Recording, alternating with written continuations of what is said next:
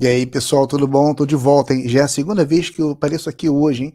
Já estive hoje mais cedo falando com o professor Paulo Fernandes Mirage, foi uma rapidinha, e estamos de volta.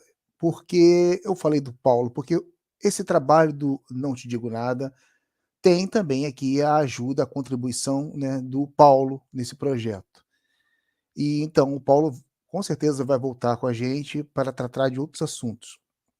Mas nessa fase que a gente vai fazer, nessa caminhada de trabalhar com topônimos, com a origem dos nomes, é sempre bom aqui a gente estar aqui falando com o José Manuel Barbosa. Por isso que bom, eu convidei e ele topou participar do desafio e a gente, bom, espero que vocês gostem, porque isso deve frutificar em vários documentários aqui, que vão ser curtos. A gente não quer fazer programas extensos para não cansar vocês, mas eu acho que tudo tem um grande propósito. Vou chamar aqui para falar com a gente agora José Manuel Barbosa, professor, escritor e também poeta, pessoal. José Boa Manuel, tarde. tudo bom? Boa Como é que você tarde, está? boa tarde. Tudo bom? Como é que foi, primeiramente, como é que foi o dia aí do livro aí? Parece que você esteve apresentando o livro aí esses dias, não foi? Sim, onte foi o día da Academia Galega de Lingua Portuguesa. Foi o día da celebración do aniversario. Acho que debe ser o 14 aniversario. Xuntámonos ali para varios novos académicos tomaran pose. Foron 4 académicos que tomaran pose. Esta información na página da Academia. E posteriormente houve unha exposición de algún tema por parte de algún académico tamén, tanto en Isidro Hernández, e logo cinco académicos tamén apresentamos libros, entre os o Pablo Mirás e eu, os dous, outros académicos tamén. E nada, foi un día moito completo, toda a mañá traballando naquilo e atentos tamén ás palestras e as comunicacións das persoas e depois comimos en conxunto, tivemos unha comida de irmandade, moito bom. Isso tudo foi em Santiago, né? Foi en Compostela, foi. Aham. Agora, então, temos mais 4 novos membros para dar um reforço, dar uma contribuição. Olha, que legal, que notícia boa, né? Então, É, muito boa sorte a todos esses novos membros e sucesso para eles e que eles reforcem o time, que tragam sempre novidades e aumentem mais essa comunicação, tragam projetos, e é isso que a gente está precisando realmente, né? Então, parabéns para eles e ok. sucesso. Serán Longa dados, vida. serán dados. A Academia, ainda tamén, como disse o seu presidente onten, non fica aquí, que dizer, hai máis académicos que van entrar. E tamén Ah, vai haber sorpresa no seu día tamén. Tamén que bom. probablemente a sorpresa poderemos dala por aquí. Ah, tá bom, vamos aguardar então, vamos aguardar, porque é isso aí, né? Eu tô torcendo por vocês, tá? Minha torcida aqui para vocês, para a gente sempre aí melhorar esse quadro, esse time, e a gente acompanha aqui com muita esperança que dias melhores virão para vocês, tá? A gente está na torcida e a gente está conseguindo trazer mais brasileiros para essa torcida, para essa Iso, força. Então é isso que vale. Então, assim, iso queremos, iso queremos. o nosso esforço está valendo, né? Ok, ok. E pronto, assim, a gente já tinha feito aí trabalhos anteriores, né? E eu quero sempre lembrar que esse programa depois vai subir também no canal do Esbardalhando, Paulo Esbardalhando. Depois eu vou fazer um ajuste aqui para ver se também consigo colocar ele aqui simultaneamente, né? Mas a gente ainda está começando. E antigamente era gravado, agora vai ao vivo, então assim é tudo muito rápido e tudo pode acontecer, inclusive ruídos inesperados, né? Eu estava no meu quarto, estava tendo um ruído lá do externo, eu corri para o quarto da minha filha para falar com você, foi uma correria só. E isso acontece. E eu trouxe o Manuel porque a gente continua ainda nessa navegação de caminhar pela Galácia, nesse pedacinho chamado Ourense. E aí, o primeiro programa vai ser uma coisa geral, abrangente. Depois a gente vai pelos lugares menores. E como eu gosto muito de falar com vocês, a Galiza tem muitos detalhes pequenos, né? É um país pequeno, depende. Luxemburgo é menor. Então, assim, acho que Malta também é menor. Chipre, não sei. É um país pequeno, depende, né? Depende que é pequeno, mas quanta riqueza tem nesse pequeno país. E então, daí essa necessidade de a gente entender esses nomes, essas origens, e tudo isso vai levar em algum momento a nomes que passaram para o outro lado, nomes que chegaram em Portugal e até nomes que chegaram no Brasil. Mas primeiro vamos lá para as origens, né? Para a Galácia, para a Galiza, para a Ourense. Vamos para as comarcas. José Manuel, agora é Sim, contigo. Vamos lá, toca o barco. ok, ok. Bom, pois, como xa comentaste, vamos falar basicamente das comarcas de Ourense. As comarcas inicialmente son territorios históricos que conforman un conxunto de concellos ou freguesías que teñen todas elas unha identidade común dentro da propia Galiza. Que ser, sendo todas galegas, falando todas a mesma lingua, tendo basicamente os mesmos costumes, sendo unha unidade básica xunto co resto das comarcas que conforman a Galiza, todas elas ten algún elemento particular, algún elemento diferenciador, algún costume particular que os identifica, non? Basicamente, na Galiza debe haber por volta de 56, 60 comarcas, dependendo si escollemos unhas comarcas ou outras, podemos ampliálas máis ou menos, porque hai comarcas tan duvidosas entre uns territorios ou outros, non? Mas centrándonos no que é o territorio de Ourense, que a día de hoxe é unha provincia, mas históricamente se identifica como un bispado, es que dizer, a provincia de Ourense de hoxe nace a consecuencia do surximento dun bispado na Idade Media, que ten uns territorios que abranxen aproximadamente o que é hoxe a provincia de Ourense. Digo aproximadamente porque a parte oriental non pertence eclesiásticamente a Ourense, pertence a Astorga, xa en... Uhum. E iso tamén dá a idea de que León facía parte daquela galaxia histórica, non? Aham. Mas se nos atemos ás comarcas actuais, as oficiais, basicamente son 12. Son 12 comarcas. Esas 12 comarcas están nomeadas dunha forma determinada, nomeadas basicamente co nome da súa capital. Mas esas comarcas teñen un nome histórico. Entón, nós vamos nomear ambas nomenclaturas. Quer a nomenclatura oficial, por exemplo, comarca do Carballiño, porque o Uhum, Carballiño uhum. é o principal, quer o nome histórico que sempre ten a ver con un río. O río, neste caso, Ah, o Carballiño é comarca do Arenteiro, porque é un río que se chama Arenteiro, que é o que atravesa a comarca esta en cuestión desde o noreste até o suroeste, conflúe co río Avia. É un afluente do río Avia, que por súa vez é un afluente do río Miño. Entón, todas elas teñen o nome dun río, ou prácticamente todas elas, exceptuando dúas ou tres, mas basicamente son, bueno, nomear con licenza, basicamente son Ourense, aínda que aparentemente non teña nome dun río, depois cando falemos dele xa veremos como si ten o nome dun río. Arenteiro, que é esta comarca do Carballiño, que acabamos de falar agora, a comarca da Arnoia, que oficialmente chamase a comarca de Allariz Maseda, temos a comarca de Sela Nova, esta non ten nome de río, mas é das poucas que non ten. Outra é a comarca do Ribeiro do Avia, do río Avia, a comarca da Limia, ou da Lima, que ben lle dado o nome do río Lima ou Limia, a comarca da Baixa Limia, que se chama así, mas hai unha tendencia a comenzar a chamarlle Cuerquenia, polo nome dos cuarquernos que vivían nesa altura. Xa falaremos con calma sobre esta nomenclatura. A Baixa Limia tamén faz referencia ao río Lima, ou Limia.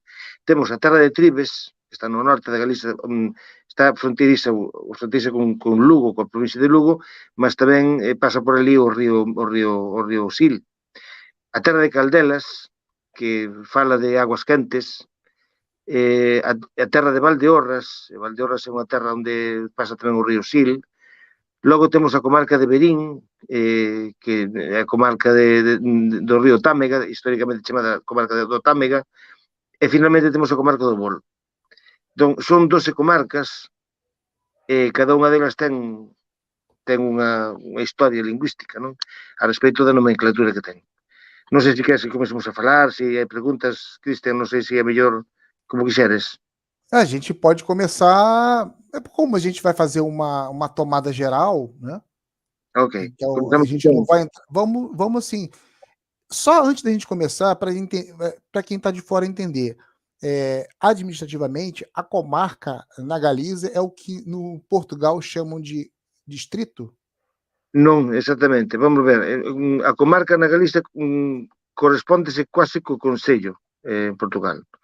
Territorialmente sería así. Por iso, as discusións políticas que ten habido moito poucas, realmente debería ter habido máis, mas na Galiza de hoxe hai 310 concellos, acho, 310 ou 12, un número exagerado para un país tan pequeno. A realidade económica obrigaba quase a reducir concellos. A reducción de concellos quase tendía a converter eses 300 e tal concellos en 50 e poucos, en 50 e tais. Por qué? Porque cada comarca podía ser unha comarca municipal ou municipio comarcal. Uhum. E dentro desas comarcas, as freguesías farían as funcións de entidades que chegasen á administración máis local. Mas isto está guiado por unha administración de Madrid que é pouco sensível coa realidade de habitación humana na Galiza, e isto provoca problemas como a despoboación, provoca desequilibrios económicos graves, provoca que a xente migre dos locais menores a locais maiores concentrando a populación, e isto ten graves problemas demográficos. Ese é o problema grave que temos na Galiza, basicamente. Levamos varios anos, xa décadas, en decrecimento demográfico. E ese é algo moito grave porque non há renovación populacional e mesmo eso incide na cultura e na lingua. Tamén a lingua pérdese porque non nacen nenos e non receben dos pais a lingua, non? E tamén é certo que agrupándose todos en cidades grandes, a Galicia non é unha cidade, non é un país urbano, basicamente, un país rural, históricamente. No mundo urbano a castellanidade transmítese moito máis facilmente. Entón, no rural conservouse a galeguidade toda a vida. Entón, ese é o problema grave. Mas o Consello é unha entidade histórica que basicamente reproduz antigas populações non xa no medievais, mesmo prerromanas. Moitas das comarcas teñen a ver con povos habitantes da Galicia prerromana. Falo da Limia, falo, por exemplo, do Bolo, falo, por exemplo, de Valdeorras. Son territorios que están con ese nome porque teñen un nome do povo prerromano que as habitou. E a día de hoxe conservan unha certa idiosincrasia que lles faz conservar ese vínculo con aquele povo prerromano. E non só en Ourense, tamén Lemos, en Lugo, ou por exemplo, que sei, hai unha terra de Montes, que era a Terra Media, así dita, pois se soñou dos amigos. Chamamos así a Terra Media dos Metásios, que era un pobo que vivía ali, povos do meio. Sí. É moito curioso, porque o Ixino, que nos deixou ano pasado, falaba da Galiza das Maravillas, non da Alicia das Maravillas, falaba da Galiza das Maravillas.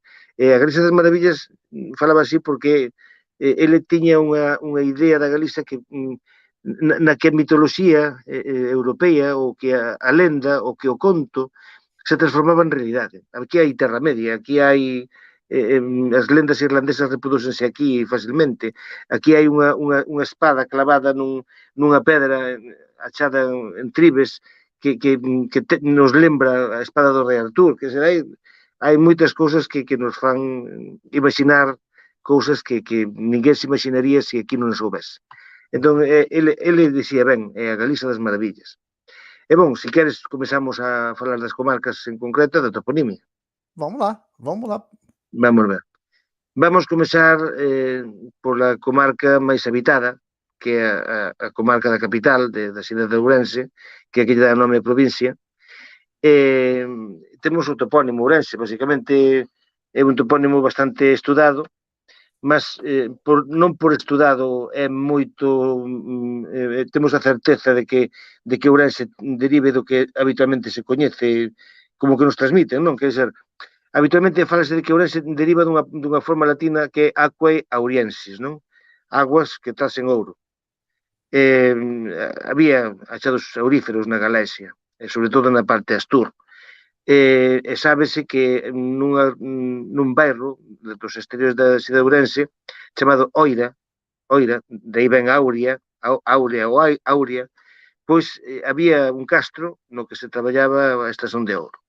Está xusto ao pé do río Miño, ali a día de hoxe é unha cidade desportiva, hai piscinas, é unha zona de recreo, mas esa Oira, como dice Xino Martins, que estamos con el presente constantemente, porque ele é que nos ensina e a que seguimos, basicamente, vende Aurea. Mas Aurea dá a idea dunha palabra latina, Aurea, que vende ouro, non? Mas eu tamén non teño claro. Teño un traballo publicado no Boletín de Academia que propoño a teoría, que pode ser certa ou non, que será unha teoría porque non se pode comprobar, que Ourense pode ter unha procedencia céltica de abobriguense. Abobriguense é un xentílico.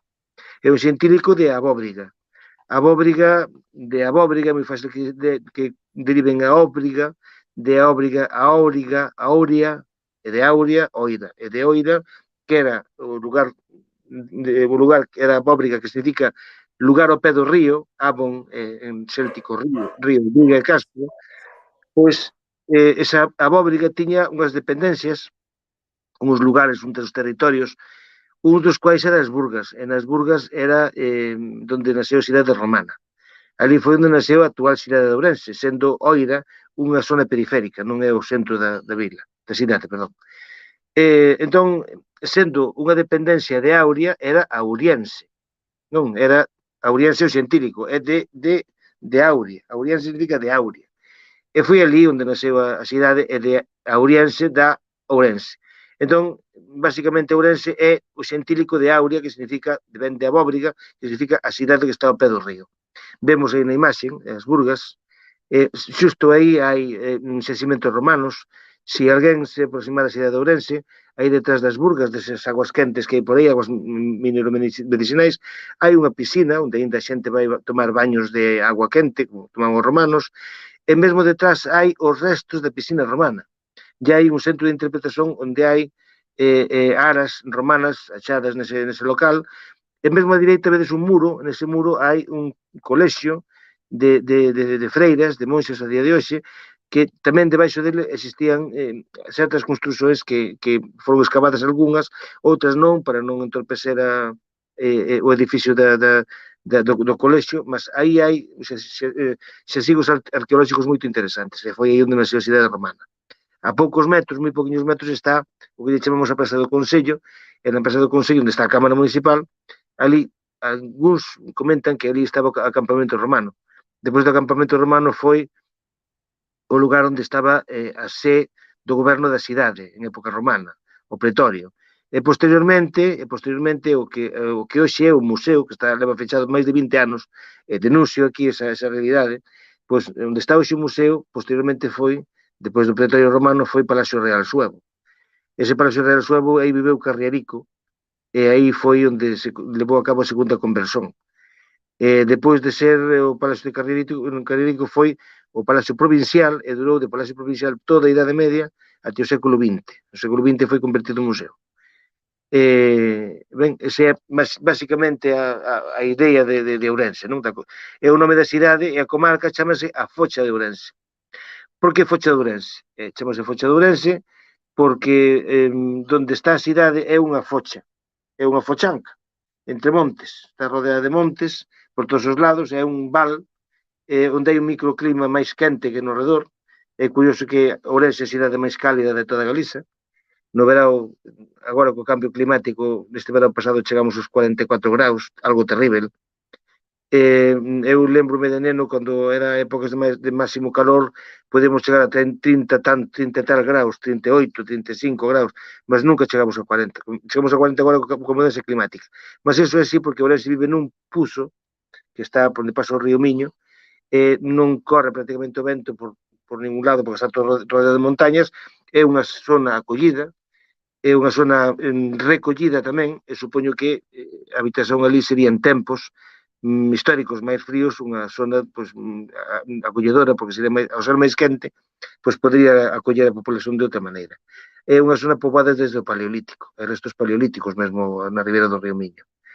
Entón, zona de moita populación, seguramente zona de moita vida, precisamente polo clima, na altura, e hoxe o clima, por ser así de máis cálido, probablemente se seda moito tamén nas temperaturas e poda provocar problemas no futuro, se a mudanza climática continuar. Bon, a segunda comarca sería a comarca do Arenteiro. A comarca do Arenteiro xa algo adiantamos, non? A comarca do Arenteiro debe ser o río Arenteiro, que é que atravesa a comarca, non? En sentido atraveso de norleste a suroeste. Chamase Arenteiro o río precisamente por unha palabra latina, por Argentarius, que nos traz a idea o Río da Prata. Chamase o Río da Prata. Mas non é o Río da Prata da Argentina, é o Río da Prata da Galicia. Por que Río da Prata? Porque daba a entender que era un río de riqueza. Ali parece ser que houve xasigos onde quedaban a coñecer que había prata por ali, non? Igual que de Ourense se dixía que había ouro, no Carballiño pues, podía haber prata, non podo confirmarlo, mas segundo ensino pode vir dunha palabra anterior que derivaría na latina, e a palabra anterior céltica sería Argantodios.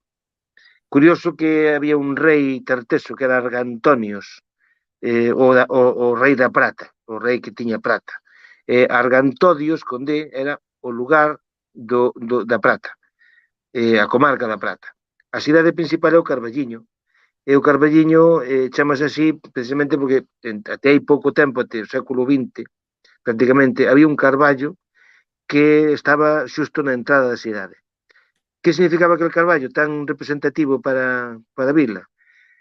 Tal vez un Ibrasil, e isto teña a ver coa toponimia histórica do Brasil. O Ibrasil era unha illa mítica dos celtas que estaba no medio do mar, e un día os mortos, era o Avalon, non? Un día os mortos, unha vez que o seu corpo descarnaba, pois as almas ian ao Avalon ou Ibrasil. Entón, no Ibrasil había un carballo que ten un correlato na mitoloxía xermánica que era o Yggdrasil, na mitoloxía vikinga, non? Era un árbore que comunicaba os mundos e que por ele pues, podía transitar, non? Dun mundo a outro. Habitualmente había un carballo nos campos das festas galegos que era onde se levaban a cabo en tempos históricos non tan afastados de nós os consellos abertos. Os consellos abertos eran cando a populación se reunía naquele campo para tomar decisões democráticas. A xente se xuntaba, opinaba, a mão alzada, eu estou de acordo con isto. Eran asambleas naturais da xente da freguesía ou da xente da aldea, onde se tomaban decisións democráticas por maiorías. E facíanse sempre onde estaba o carballo, no medio do campo da festa, que depois foi campo da festa e antes era campo de reunión. Entón, é unha reunión quase similar àquela Atenas de Pericles. Non sei se sabe o ouvinte que Atenas de Pericles onde se inventou a democracia. Sí.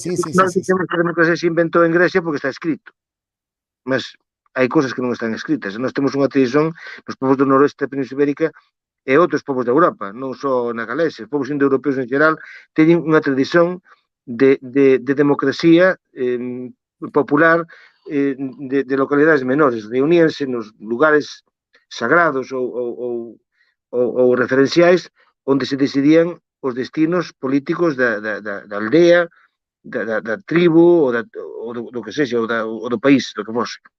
Eso que se conta de Atenas, sí, é certo, evidentemente, mas nós recurrimos a Pericles e a Atenas porque é o que temos referencia escrita.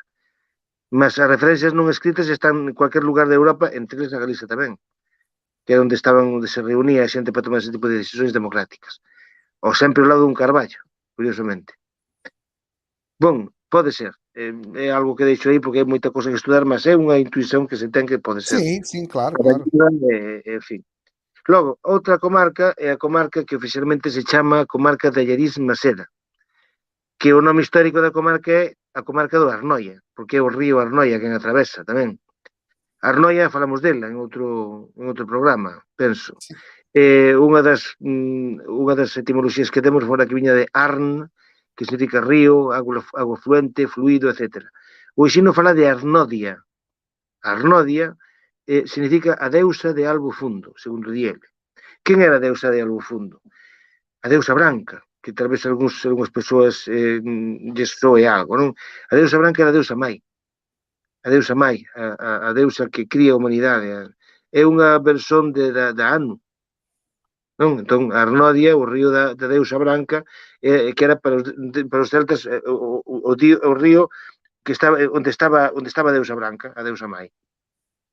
As dúas cidades fundamentais son Allariz, que ven de Alariqui, que é o nome de un posesor, de unha persoa que tiña terras no lugar, ou que tiña o mesmo lugar, que era Alarico, non necesariamente o Alarico histórico, aquele que atacou Roma, non era ese. Era outro Alarico, porque Alaricos había moitos. Sim, Supomos sim. que había moitos, igual que Xosés hai moitos, igual que Cristians hai moitos, e Manuéis tamén hai moitos, Alaricos tamén había moitos na altura.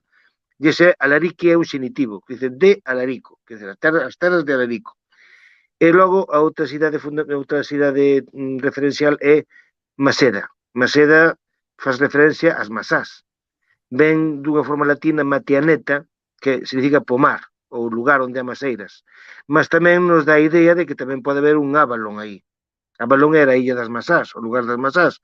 Ábalu, según dixo o profesor Exino Martins, non? Podía ser. Certo é que os lugares sagrados de cada unha das comarcas, nos lugares sagrados, había sempre un lugar de enterramento. En lugar de enterramento onde se pasaba a outro mundo. Tal vez eso teña a ver co Carballiño, tal vez teña que ver con Maseda, con outros lugares, porque ese lugar dos mortos era un lugar referencial, un lugar sagrado. Próximos a eses lugares sagrados, posiblemente estivesen as aldeas, ou as vilas, ou os castros, que conformaron o que depois foi a capitalidade de cada unha desas comarcas. Logo pasamos á cuarta comarca, que é a comarca de Selanova. Sim. A comarca de Selanova, que algunhas persoas, non oficialmente, mas tamén non é o nome tradicional, podemos chamar Selenia ou Coelia. Coelia porque había un pobo que eran os Coelerni ou Coelérenoi, que dice Exino Martins, que era o pobo que habitaba o castro que actualmente é Castromao. É un exercigo arqueolóxico ali moito importante, un castro moito importante nos estudos arqueolóxicos na Galiza. Era o Castromao, que probablemente a xente coñeza, non? Coelia, era Coelia, Coelióbriga. Os Coelerni eran un pobo que se distinguía por ser vivaces, expertos, supónse que na guerra ou supóse que na batalla, non?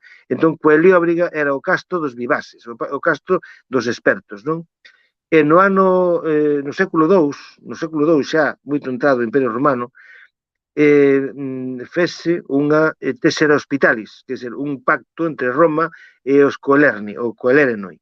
Nese pacto, dicíase que Roma axudaría os povos do castro se baixaren o val. O castro está nun alto, e desde o alto pois era fácil que eles se rebelasen, que eles se tomasen medidas bélicas contra Roma ou non pagaran impostos, e probablemente se estamos no século II en 137, estou falando creo que de 137, falo de memoria a data, 137, e xa no século II unha época moito entrada no imperio, moito adiante. Se iso era así, non temos noticias de rebelións na Galicia, rebelións importantes, desde o século I, que era cando se rebelaron os Asturias outra vez contra Roma, mas se estaban no alto e supoñen un perigo, pois tal vez en algún momento estes Coelerni pois ofreceron algún tipo de problema a Roma. Estes tessera hospitalis era un pacto, como digo, escrito, asinado por un mando romano cos mandos do castro, dos Coelerni, en que se animaba os de Coelióbriga, a baixaren o val. Cando baixaron o val, fundaron unha nova Coelia nova, daí ven Selanova, debe ser nova. Entón, xustamente, a día de hoxe Selanova é unha cidade importante da provincia de Ourense, ten moitos habitantes, unha cidade que na Idade Media tamén tivo unha importancia moito grande, a terra onde está o mosteiro de San Rosendo, e que era centro dirixente de moitas rexións do redor. todas as rexións do redor, as comarcas do redor estaban dirixidas eclesiásticamente desde Selanova. Bon, outra comarca é o Ribeiro de Avia, o Ribeiro do Avia. O Avia tamén é un río que é ese río que recebe as aguas do Arenteiro. Recebe as aguas do Arenteiro e, por súa vez, o Avia vai confluir co río Miño en Ribadavia, justo. Entón, en Ribadavia é onde o río Avia conflue co Miño. Río Avia. Avia, evidentemente, é unha palabra céltica moito clara, que ven de Avon, Avona, que significa río, xusto. Hai moitos ríos nas illas británicas, na Galia, na antiga Galia, toda a França, e tamén no norte da Península Ibérica con esa raíz. Avia, Ribadavia, Ribeiro do Avia, é a cidade, a vila que está na ribeira do río Avia. Esa vila tamén foi importante porque na altura do rei García, o fillo de Fernando I e de Sancha, e o irmão de Afonso VI, foi capital da Galiza.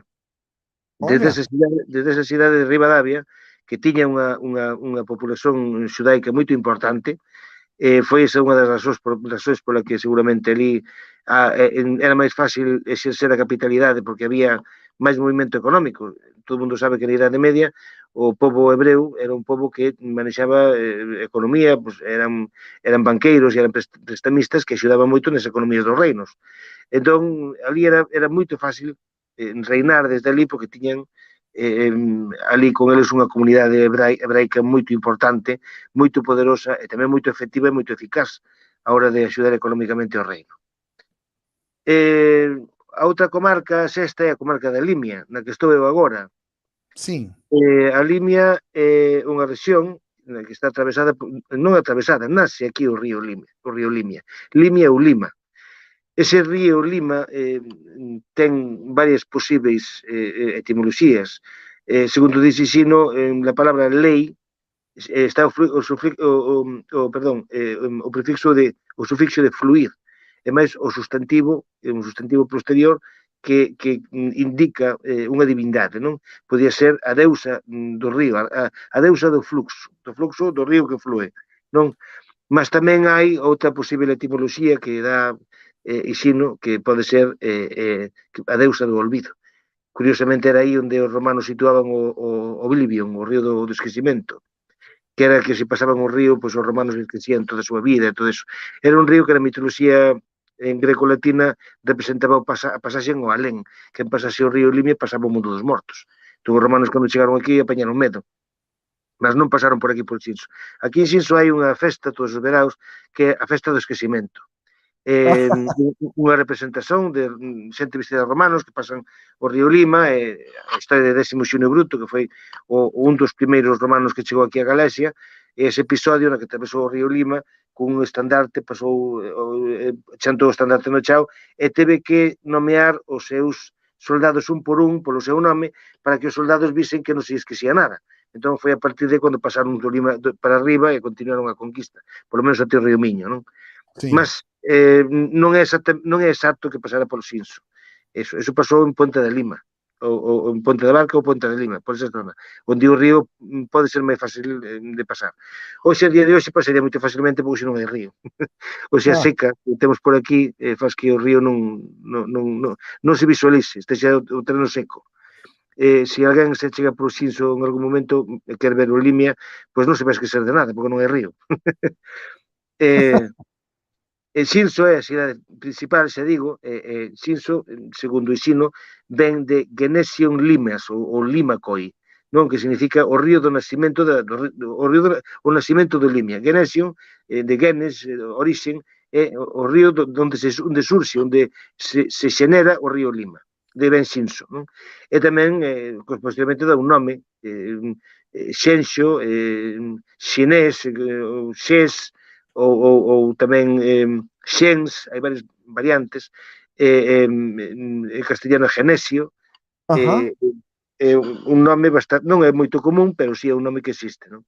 E provén deste nome, desta etimoloxía latina tamén, mas probablemente antes de latina foi tamén nativa, non?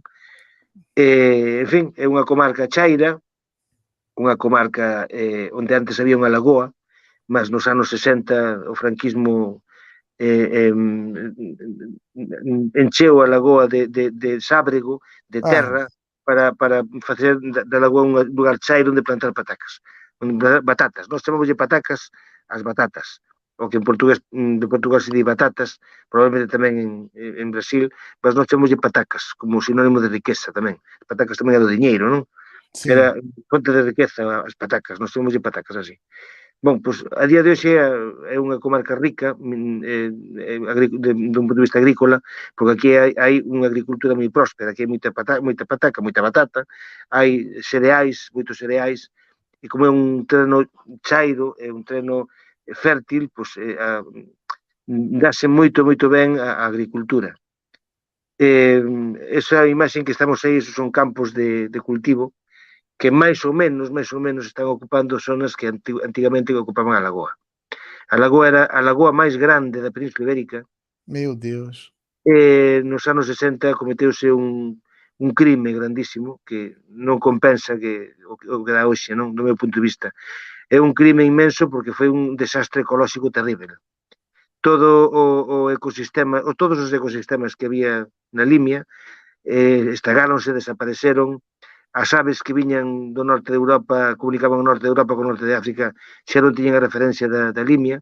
Depois, posteriormente, ian parar a zona de Andalucía, de Huelva, está o Coto de Doñana, é unha zona húmida tamén, mas esta referencia xa non estaba. Entón, iso, inda que a xente pense que foi algo suave, non foi algo suave, foi unha cousa moito grave que alterou toda a ecoloxía da parte occidental de Europa, tanto do punto de vista biolóxico, tanto de aves como de plantas, como do punto de vista humano. Foi algo terrible. Non há moita literatura sobre o asunto, mas porque nos anos 60 non había os movimentos ecologistas que é hoxe. Hoxe non se Sim. podía facer iso, hoxe sería un terrible delito, Claro, claro, exatamente.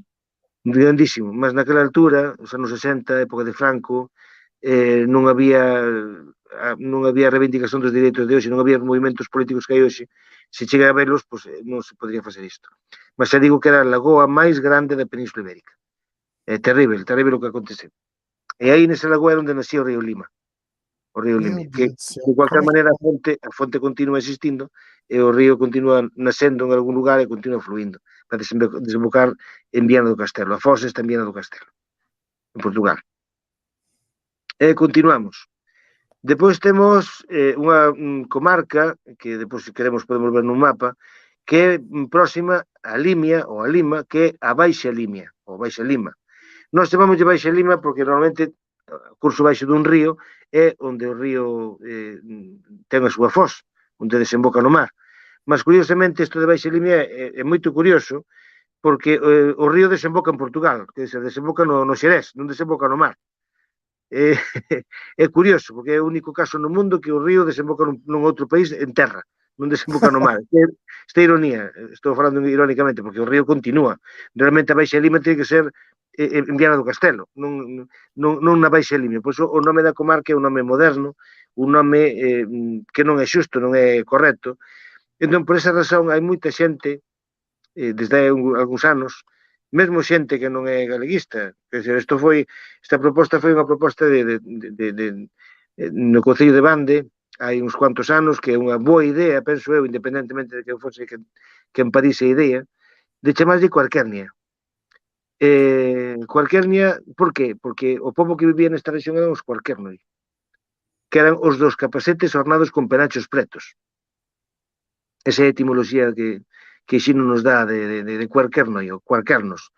Hai un xacimento arqueolóxico en Bande, que se chama, hai varios, un deles é Aquis Querquernis, que era un acampamento romano de final do Imperio Romano.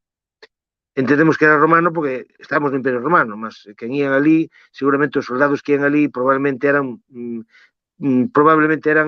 da rexión, eran dos Cuarquernos, por isso chama Aquis Querquernis, as aguas dos Cuarquernos. Tamén é aguas, por qué? Porque aí tamén hai aguas termais, tamén hai aguas quentes. Se alguén Olha. se aproximar por Aquis Querquernis, que ainda están as ruínas por aí, ainda se poden ver, ali hai un centro de interpretación onde explican como se construiu a vía romana que comunica Braga con Astorga, que pasa xusto por aí, e aí se divide tamén a que vai para Astorga e a que vai para Lugo, e a que vai para Lugo pasa por Ourense e a que pasa pola Ponte Romana. Ese Aqua Square aí ten habido escavações nos últimos anos moito interesantes, e nela encontrouse unha figuriña dun deus galaico que era Bandua, o deus da guerra. Ah, o E Bandua. dese nome de Bandua pensamos que deriva o nome de Bande, que é a cidade máis importante da comarca. Bande é a cidade capital da Cualquernia, da mal chamada Baixa Limia ou Baixa Lima. Esa figuriña está no Museo de Ourense. Quen quiser procurar en Google, si pon a palabra Bandua, Bandua, vai encontrar unha figuriña como unha especie de Asteris, con unhas trazas así un pouco romanoides, mas visualizas talmente como unha imaxe dunha figura céltica, vese por as tranzas, vese polo capacete, vese por unha corda que ten no peito, atándolle ao peito. Se dá a idea de que os povos célticos, cando morrían, querían morrer de pé. Pois tiña unha corda, porque se vían morrer, procuraban alguén que estivese ao lado que os atase a un árbore ou que os atase polo peito a unha pedra ou cualquier lugar para poder morrer de pé. Era un símbolo de dignidade, non podían morrer atirado no chao, axoellado ou caído, non, había que morrer de pé. Eso era a dignidade daqueles povos. E esa é unha lenda que tamén existe na figura de Cuchulainn, que é unha lenda irlandesa que fala dun semideus chamado Setanta, que cando matou o can dun amigo, pois tanta pena teve que el finalmente fez o traballo do can dese amigo. Entón era o can de Cuchulainn, o Cuchulainn é o seu amigo e ele fez de can do seu amigo. Entón era Cuchulainn, can de Cuchulainn. Ben, Cuchulainn tamén tiña unha corda, e nos correos de Dublín existe unha estatua de Cuchulainn coa corda polo peito, atado a un menhir, e no alto do menhir hai un corvo, e o corvo é a figura religiosa, a figura mitolóxica que leva as almas ao alén. É unha figura, é un ser que transmite, que pasa as almas do mundo do vivo ao mundo dos mortos. Se vos procurades tamén o Cuchulainn, escrito Cuchulainn, Cuchulainn, no Museo de Berlín, vedes a estatua, que é unha estatua linda, veredes que ten esa corda no peito. E vedes a Bandua, se podedes ver a Bandua, tamén veredes a Bandua cunha corda polo peito, por aquí. A corda por aí. É para morrer de pé, para morrer digno. Ben, essa imagem aqui foi uma inteligência artificial que tentou reproduzir uma forma do Bandua. Cristian, se procuras en Google a palabra Bandua, Bande, un Aqua Square, probablemente che vai dar a figuriña. Se procuras, se faz unha procura agora mesmo, penso que podías echala. Podes facer? Pode deixar que eu procuro. Procura Bandua. É unha foto que está rodeada de letras por todas as partes. Esa foto fixen eu. Eu, máis André Penagraña, un día que fixemos unha visita ali xustamente ao campo de Aqua Square. Hai un centro de interpretación, ali hai unha imaxe dese Bandua e pon a explicación ali en castellano e en parte no galego oficial, ese que nos mandan estudar a todos, que é máis castellano que galego, mas ali estaba. Fixemos a foto e posteriormente publicámosla, está publicada na rede, estallouse totalmente, esa foto está aí ao servizo de todo o mundo para que vexan quen era Bandua. Se podes procurar e podes por a imaxe, verás que a imaxe é tal cual un Asteris, ten a figura dun Asteris. Bon, pasamos entón á seguinte comarca, a comarca número 8, as terras de Tribes. Tribes é unha comarca que está no norte de Ourense, está na parte norte, está fronteiriza con Lugo e separa de Lugo o río Sil. Tribes ven do nome de Tríboroi ou Tíburos, que dan referencia a que é unha comarca que está o punto de referencia onde confluían na antigüidade os tres conventos romanos, o lucense, o bracarense e o estudicense. Tríboroi de tres. Significa exactamente que ten as tres. Eran os límites dos tres territorios galaicos. E depois virían os comentos xurídicos, evidentemente. Pensamos que Tribes é o nome do pobo dos Tríboloi, viña justamente deso. Hai outros Tríboloi, Triers, por exemplo, en Alemanha, ou Treveris, que chamamos nós, tamén ten unha mesma orixente etimolóxica. Ali vivía un pobo tamén que eran os tiñan un nome parecido a estes que estamos dizendo agora. E a cidade principal é Tribes. Tribes tiña, na parte bella de Tribes, un castro que se chamaba Nemetóbriga. Nemet, da idea de sacralidade. Era o punto, o ónfalon de toda a Galesia. Aquele o punto central de toda a Galesia. Era o lugar onde se supón, facendo unha suposición, unha reconstrucción mitolóxica baseándose nos coñecimentos que existen de outros lugares da Europa, que era onde se reunían as tribus de toda a contorna galaica, e se reunían tanto os bracarenses como os lucenses como os asturicenses para celebraren as súas festividades, non? Nemetóbriga significa o castro sagrado, o castro do Nemet, do lugar sagrado. Ainda hoxe existen ali uns achados arqueolóxicos moito importantes. Hai amigos nosos, compañeiros da saga, da Sociedade Antropolóxica Galega, que poderían falar moito deso. Se algún día se pudese falar con algún deles, por exemplo, con Losada ou con Quintía, con Rafa Quintía, pois podían falar de Tribes e dos achados arqueolóxicos que ali há, que son moito interesantes. Ali é onde apareceu, xustamente, segundo nos comentou Losada, unha espada de antenas cravada nunha pedra. Cando estaban facendo unha estrada, puxeronlle dinamita a unhas pedras que había por ali para trazar o que pasase a estrada por ali, e cando estoupou todo, saltou unha pedra, e dentro da pedra había unha espada cravada ali. Unha espada cravada na pedra, o que nos dá a idea do rei Artur. Sim, sim. O rei Artur que tirou unha espada dunha pedra. Ben, pois hai un traballo no boletín da saga, non sei, agora mesmo non che pode ser o número, podes comunicar puntualmente depois cando deixemos de falar, podes comunicar e podes incluso colocalo aquí debaixo. Un traballo na revista da saga, na que un traballo de Miguel Losada xustamente fala deso, fala do achado desa espada, unha espada de antenas que se encontrou ali. Podo dar información posteriormente, a bibliografía, evidentemente, onde temos a información. Já estão convidados, já estão convidados. Ok. Miguel Losada e Rafa Quintía. Eles son persoas de moito valor, son persoas que... É só chamar que a gente começa a conversar com eles, a gente só marcar um dia. Ok. Pronto, son persoas de moito valor, digo, persoas que saben moito de mitoloxía galega e de todas estas cousas que moitas veces falamos moito máis do que podemos falar nós e do que podemos saber. Eles son os que tamén ten participado varias veces nas xornadas de Pitóns e ali os traballos deles son traballos inmensos, son traballos grandísimos e traballos moi bons. Vamos continuar con as comarcas. Vambora. A novena comarca é a terra de Caldelas.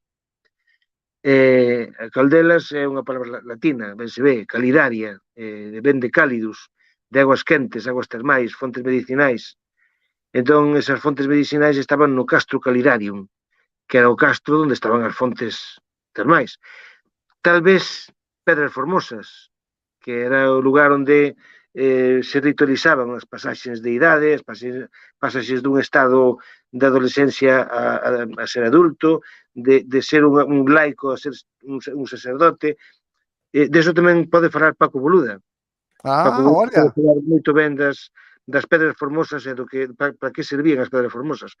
Tal vez este Castro Calidarium non sexa máis que o lugar, non tanto onde os romanos tomaban os seus baños de aguas quentes, que todo é Roma, non é todo Roma, nada é Roma, porque a Galicia seguiu sendo Galicia a pesar de Roma. Tal vez isto tivese un referenciase algunha pedra formosa onde estivese o Calidarium, que é a pedra formosa, onde se facían os rituais de agua quente.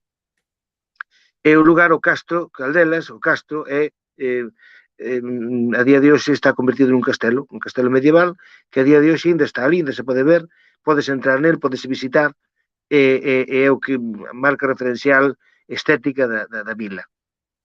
E aconsello a visita a Castro Caldelas, que é unha vila moito interesante. Certas festividades, como a festividade do mes de xaneiro, onde se celebra a queima dos fachos. Queima dos fachos é a pasaxen de ano. A pasaxen de ano con os fachos, con lume, é moito interesante, moito espectacular. Iso é ver esa festividade, é unha festividade asombrosa, que entronca co mundo prerromano. A seguinte comarca que vamos falar agora é o Vale de Orras. Vamos O lá. Vale de Orras, parte máis oriental da Galiza, está limítrofe con León, mas tamén está limítrofe con Lugo, e polo sur está limítrofe coa comarca do Bolo, que falaremos despois do Bolo tamén. Valdeorras é unha comarca quente, unha comarca dun clima tamén cálido porque está no interior, porque tamén é un vale de Orras, e ali vivían un pobo que se chamaba os Sigurri ou Sigurros, que era un pobo que significa aqueles que están esquentados ou acalorados ou encoleisados, segundo conta Isino Martins. Mas tamén ocorre que tamén ese calor podía haber dado polo microclima da rexión, que é unha rexión tamén cálida, máis cálida que o resto da Galiza, ao igual que Ourense, justamente porque é un vale, ese vale é un vale rodeado de montes por todos os lados, pasa o río Sil por ese vale, e é unha zona fértil na terra fértil, e terra fértil tamén en mineral, en pizarra. Ali dase moita lousa, a lousa, pizarra, que se di en castellano, a lousa con que se facían os tellados antigamente. Depois de haber pallosas con teitos de colmo, pasouse as casas con teito de lousa. A lousa, había moita lousa nesa rexión, en Valdeorras. A cidade fundamental principal de Valdeorras é o Barco. E o Barco chamase así porque nesa cidade había unha pasaxen do río Sil, dun lado para outro, que se facía nunha embarcación. Había unha embarcación que pasaba a populación dun lugar a outro, non había ponte, pasaba, pois, era un servizo de transporte dun lado para outro e facíase nun barco. De que se chame Barco de Valdeorras, mas non ten nada a ver cun barco do mar, porque ali non hai mar, está moito longe do mar. Un pouquinho longe. Claro, está longe do mar, mas o barco de que era? Un barco que pasaba o río. Probablemente en tempos, en vez de ser un barco, era unha pequena balsa de madeira que pasaba o río dun lado para outro con unha pértega que tocaba no chao e impulsaba aquela balsa dun lado para outro. E a día de hoxe o barco debe ser, xunto con Verín, a vila máis grande da provincia de Ourense, tirando a capital, tirando Ourense, tirando a cidade de Ourense. Penso que entre o Barco e Verín deben ser as cidades máis grandes, máis populosas de Ourense, sendo ambas comparadas con outras vilas ou cidades da mesma península ou da Europa, ben pequenas porque probablemente non chegan aos 50.000 habitantes. Mas para Galiza, 50.000 habitantes ou 30.000 ou 40.000 son moitos. Son moitos. Sim, com certeza. Tendo en conta que Ourense o Concello ten 105.000 habitantes e o que é a área urbana que transcende o Concello de Ourense debe ser por 170.000, que tamén son poucos comparados con outras cidades da península ou mesmo de Europa ou mesmo do mundo. Hai cidades moito máis grandes. En fin, é unha cidade que, ao estar moito lonxe da capital, ten unha vida económica e unha vida social moito afastada do resto da provincia. Sim, históricamente, eu estou pensando assim, o que é mais fácil para eles, a comunicação com Portugal ou com Ourense? Con Portugal é difícil, e con Ourense tamén é difícil, é máis fácil con Ourense, porque é a capital da súa provincia. Mas con Portugal é difícil, mas a comunicación máis fácil do barco é con Ponferrada, que está perto de Lugo. Entón, históricamente, houve unha provincia, unha quinta provincia da Galiza, que non facía parte da Galiza, que as provincias non tiñan unha asignación administrativa determinada, porque eran provincias independentes unhas das outras, mas incluíese na rexión de León, que era a provincia do Verso. Esa provincia do Verso tiña capital en Vilafranca do Verso ou en Ponferrada, en Vilafranca do Verso. E foi unha provincia que se anulou, que se apagou, dali a pouco de ser criada, partiuse polo medio, a parte do Verso pasou para León e a parte do Barco de Valdeorras pasou para Galiza. A lingua que se fala no Barco e que se fala en Ponferrada é prácticamente a mesma, é galego oriental. É unha provincia falida, unha provincia española falida. Mas por iso digo que de forma natural, a vida económica e social faríase entre Valdeorras e o Verso, que é a forma natural de se relacionaren as persoas de por ali. Eu penso que foi un erro eliminar esa provincia. O que sí penso que sería un erro sería xuntala con León, porque son galegos de toda a vida, tanto os valdeorreses como a maior parte dos berxianos, ainda que hai unha parte oriental que é de fala leonesa, mas si realmente é máis fácil vincular o Verso e Valdeorras con o resto da Galicia do que con León, penso eu. Mas xa digo, aí nese pobo bien os Sigurri, os Sigurros, dese nome ven a palabra cigarrón. Son Ah, esas figuras de entroido, sim. as figuras de entroido que perseguen as persoas cun látego. Eses cigarróns eran cobradores de impostos que persiguen a xente para facerlle cobrar impostos. Probablemente fosen funcionarios originarios daquela región. En época, pois, non sei se romana ou posromana, tamén posromana, porque os etnónimos estes duraron moito tempo na Idade Media. Bon, pasamos á seguinte comarca. A comarca que oficialmente se chama Comarca de Verín, mas tamén hai quen lle chama Comarca de Monterrei, porque existe unha vila que se chama Monterrei, que era a vila principal até hai unhas décadas, até algún século, mas o nome tradicional é o do río, a comarca do Támega, e é quen lle chama Tamagania. Mas a da comarca do Támega é moito común. A xente coñece tamén na rexión do Támega, na comarca do Támega, é tamén un val próspero, que é unha chaira, e dentro da chaira está un pequeno monte, onde está un castelo, que é o Castelo de Monterrei, daría originario unha das familias nobres da Galiza, o río Támega o que lle dá o nome. E xino fala de que tamaca significa a que se derrete. Por que a que se derrete? Segundo el, digo, porque un pouco máis para o norte está Lhasa, que é Glatia, o que se derrete vai para o val. O río Támega é o que traz as neves derretidas para ali. Mas há outra etimoloxía, que non sendo do ensino tamén considerei interesante, é unha etimoloxía que provén de estudos non de estudos da Península Ibérica nin galegos en sí, de que agora a xente en Galiza e algúns intelectuais galegos que están comenzando a apañar esta etimoloxía. É unha etimoloxía que ten a ver coa orixen da Tamisa, do río Támesis ou Tamisa ou Thames, en Londres, co río Tamar, entre Devon e Cornualla, co río Tambre, co río Tamuxe, co río Tamarán, na França. Hai unha similitude etimolóxica entre todos eles, provén de Tamesas ou de Tamisa, que significa río oscuro. Pero por que río oscuro? Porque era un río que tiña tanta vegetación que toda esa vegetación non permitía que pasasen a luz do sol. Entón, alá, onde estaba a superficie da agua, estaba oscuro porque a vegetación non deixaba pasar a luz. O río Támega nace no norte desta comarca, nace próximo a Lhasa, vai discurrindo por toda a comarca até entrar en Portugal e desemboca no río Douro. Está dentro da Baía do Douro mesmo. É a única comarca, a única non, pero xunto coa comarca limítrofe de do Bolo, hai ríos que van parar tamén todos eles ao Douro. Uns porque van directamente como Támega e outros porque son afluentes do Támega. Entón, a Baía do Douro ocupa esta rexión de Ourense, a parte sur oriental de Ourense. A cidade principal é Verín. En tempos foi Monterrei, mas a día de hoxe é Verín. Verín fase derivar do castro de Baroncelli, que era un castro que corresponde a que onde está agora o Castelo de Monterrei.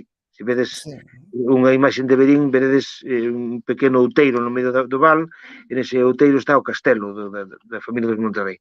Mas existe unha outra versión, talvez un poquinho máis verídica, que faz vir a palabra Verín do antropónimo Verinus, que non sei se xenitivo é Verini, igual que Marín é de Marinus, igual que Lalín é de Lalinus. Pois tamén de Verín ven Verinus, non? Dali hai personaxes importantes como actuais, non? Como Roberto Verino, que pon o seu nome precisamente porque é de Verín. Estou falando agora de personaxes actuais coñecidos, non? O diseñador de modas, non? Sim, sim, sim, sim, sim. E logo, finalmente, temos outra comarca, que é a comarca do Bolo, pois na de última, porque tamén está na parte máis extrema da provincia de Ourense. Falamos en tempos do Bolo, que significa da parte de abaixo, e falamos que tamén o da parte de abaixo depende tamén da visión que teñamos na época de onde está a parte de abaixo. Non depende de onde nos orientásemos, non? Se nos orientamos como a día de hoxe, a parte de arriba é mirando para o norte, a parte de baixo o sur, a direita é o leste e a esquerda o oeste, mas en tempos célticos era de outra maneira, que creo que xa comentamos en algún programa anterior, non? A Sim, sim, cidade sim, sim. principal era Viana do Bolo, que era Olóbriga. Olóbriga ven significar algo así como o Castro de abaixo, o Castro de abaixo, mas a día de hoxe a vila chamase Viana do Bolo, Viana do Bolo pois ven significar algo así como a vila da vía da estrada de abaixo. Viana ven de vía. Viana é por onde pasa a vía, unha vía, un camiño, unha estrada, non? A Viana, a corredeira do Bolo, por onde pasa a vía, non? Entón sería algo así como a vila da estrada, a vila da vía da estrada, o sea, algo así. A vila da estrada da cidade de abaixo. A ver se Era a via que chegava até Bolo, seria isso? Ao era Bolo? a vila da estrada da cidade de abaixo. Por ali pasaba unha vía que comunicaba a Vía da Prata co resto da Galiza. A Vía da Prata era unha vía que nacía. A ver, a versión reduccionista da Vía da Prata nace en Mérida e acaba en Astorga. Mas a versión ampla é que a Vía da Prata nace en Cádiz e termina en Astorga, ou máis pode continuar até o Cantábrico, que era a vía pola que se comunicaba todo o occidente da península, mesmo antes dos romanos. Esa Vía da Prata era unha vía comercial que comunicaba os tartesos cos galaicos. É unha vía de comercial moito importante e foi esa vía a que favoreceu que o latín penetrase na Galiza e que o Caraca! latín, que nós falamos, que o latín que nós falamos, teña a ver inicialmente co latín inicial da ulterior, da provincia ulterior que eran as provincias a Bética, a Lusitania e a Galesia. Diferente do latín siterior, que era o latín da cartaxinense e da tarraconense. Si entre Roma cando invadiron os musulmanos, se non houvese invasores de ningún tipo, nin suevos, nin visigodos, nin musulmanos, probablemente estamos falando de algo hipotético, habería dúas versións do hispánico, un hispánico ulterior e un hispánico siterior. Da mesma maneira que hai no alemán un Hochdeutsch e un Niederdeutsch, un alemán no sur e outro alemán no norte, na Hispania había dous hispanos, non español, ollo, dous hispanos, un hispano occidental e un hispano oriental. Como posteriormente chegaron os musulmanos, a parte sur, tanto de un como de outro, ficou diferenciados do norte. Mas no norte estaba Galaesia, e nesa Galaxia foi onde se conformaron a lingua galego-portuguesa e a astur-leonesa. E da astur-leonesa nasceu o castellano. Tanto o galego-portugués como o astur-leonés como o castellano son latín ulterior. E todo o latín que se dá do sistema ibérico para el este, que ser Cataluña, Aragón, etc., de continuar até Murcia, se non houvese invasões, ese sería o latín citerior, que sería un latín totalmente diferente do latín atlántico, pois te vai de outra maneira diferente para nos entendermos. Pois ben, pois o Bolo, por aí pasaba unha vía, evidentemente esa vía era que comunicaba o resto da Galiza coa Vía da Prata. Esa vía é unha vía que vai de sur a norte, de Cádiz até Astorga, e ao chegar á altura de Salamanca, actual Salamanca, Zamora, tal vez León, pois deriva para a esquerda, e como víamos antes, había unha vía entre Braga e Astorga. Entón, esa vía entre Braga e Astorga comunicaba as dúas capitais galaicas, e comunicándose as dúas capitais galaicas foi por aí, por onde penetrou tanto a romanización como o latín, como o resto de elementos que posteriormente deron identidade tanto á lingua como aqueles elementos que podemos ter heredado de Roma. E bon, son as 12 comarcas, aí están todas. Muito bem. E Podemos, ma con tempo, podemos centrarnos en cada unha delas, mas supoño que serán outros programas.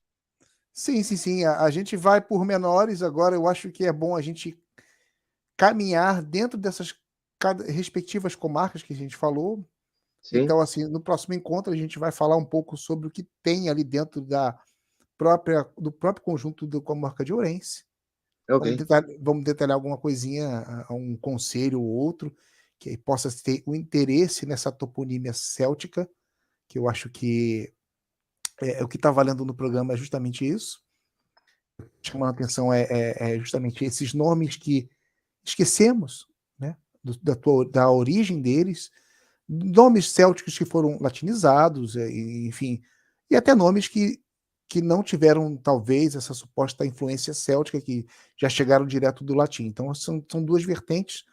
Aí, talvez, eu acho que você saberá melhor dizer o que é de origem céltica, que é de origem latina, e até mesmo origens germânicas, né? Tamén é É, moita toponimia xermánica na é, Galicia. é.